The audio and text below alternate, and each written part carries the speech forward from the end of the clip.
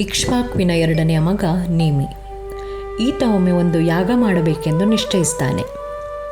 ಕುಲಗುರುಗಳಾದ ವಸಿಷ್ಠರಲ್ಲಿ ಇದನ್ನು ತಿಳಿಸಿದಾಗ ಅವರು, ನಾನು ಈಗಾಗಲೇ ದೇವೇಂದ್ರನ ಯಾಗದಲ್ಲಿ ಪುರೋಹಿತನಾಗುವುದಾಗಿ ಒಪ್ಪಿಕೊಂಡಿದ್ದೇನೆ.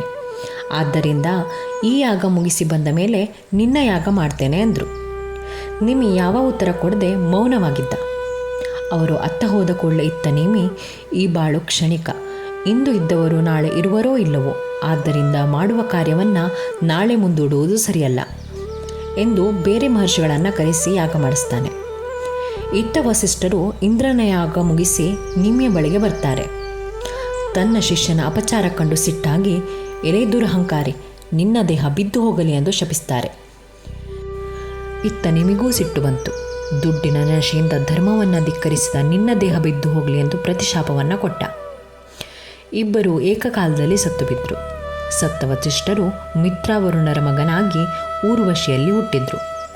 ಯಾಗಭೂಮಿಯಲ್ಲಿ ಬಿದ್ದಿದ್ದ ನಿಮಿಯ ದೇಹವನ್ನು ಯಾಗ ಮಾಡ್ತಾ ಇರುವ ಮಹರ್ಷಿಗಳು ಸುಗಂಧದಿಂದ ಕೂಡಿದ ಎಣ್ಣೆಯಲ್ಲಿ ಕಾಪಾಡ್ತಾ ಯಾಗ ಮುಗಿಸಿದ್ರು.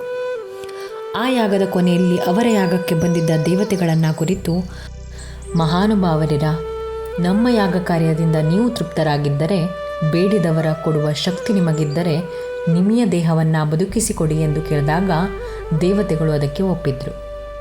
ಆದರೆ ಸೂಕ್ಷ್ಮ ದೇಹದಲ್ಲಿದ್ದ ನಿಮಿ, ಮಹಾತ್ಮರೇ, ಈ ದೇಹ ಸಂಬಂಧ ಮತ್ತೆ ನನಗೆ ಬೇಡ, ಇದು ಎಂದಿದ್ದರೂ ಬಿದ್ದು ಹೋಗುವುದೇ. ಇದನ್ನು ತಿಳಿದ ಮಹಾಜ್ಞಾನಿಗಳು ಪರಮಾತ್ಮನಲ್ಲಿ ಮನಸ್ಸನ್ನು ನೆಲೆಗೊಳಿಸ್ತಾರೆ ಎಂದ.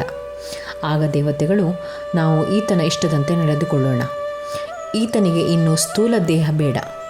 ಸೂಕ್ಷ್ಮ ದೇಹದಿಂದಲೇ ಪ್ರಾಣಿಗಳ ಕಣ್ಣುಗಳಲ್ಲಿ ನೆಲೆಸಿ ಅವುಗಳನ್ನು ಮುಚ್ಚಿ ಮತ್ತು ತೆರೆಯುವ ಕಾರ್ಯನಿರ್ವಹಿಸಲಿ ಎಂದರು. ಅಂದಿನಿಂದ ಇಂದಿನವರೆಗೂ ಆತ ಎಲ್ಲ ಜೀವಿಗಳ ಕಣ್ಣುಗಳಲ್ಲಿ ನೆಲೆಸಿದ್ದಾನೆ. ಈ ಕಥೆಯನ್ನು ಭಾಗವತದಲ್ಲಿ ಹೇಳಲಾಗಿದೆ.